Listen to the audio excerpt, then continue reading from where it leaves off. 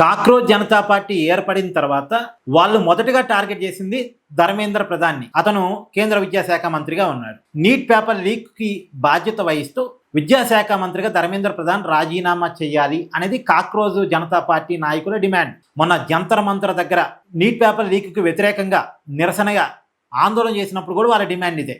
ఇప్పుడు ధర్మేంద్ర ప్రధాన్ని కేంద్ర మంత్రివర్గం నుంచి మోడీ తప్పించబోతున్నారు అనే వార్తలు వస్తున్నాయి.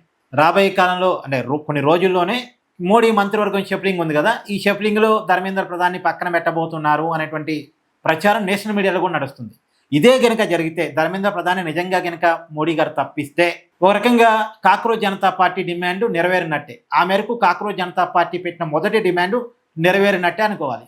వాళ్ళు మొదటి విజయంగా చెప్పుకోవాలి. కాక్రోచ్ జనతా పార్టీ సాధించిన మొదటి విజయంగా చెప్పుకోవాలి.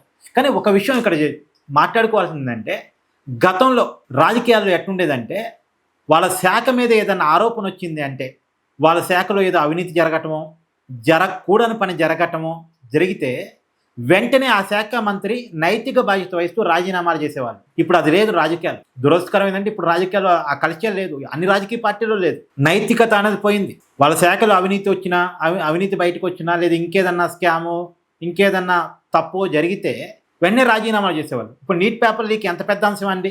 వేలాది మంది యువతకు సంబంధించిన అంశం కదా. మెడిసిన్ చదువుకున్నటువంటి కొన్ని వేలాది మంది జీవితానికి సంబంధించిన అంశం కదా.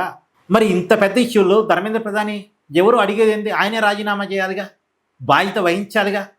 ఆయన బాధ్యత వహించి రాజీనామాలు చేస్తే మిగతా మంత్రులు కూడా భయం వస్తుంది. తమ శాఖలో ఏం జరుగుతుందో 1-2 సార్లు చెక్ చేసుకుంటారు.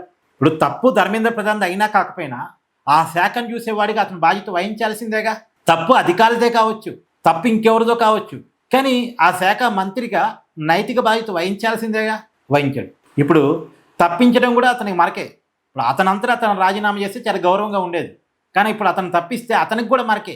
పైగా అది కాక్రోచ్ జనతా పార్టీ విజయంగా కూడా మారిపోయే అవకాశం ఉంటుంది. ఇక్కడ మీ కామెంట్ కూడా జడ్జ్ చేయండి.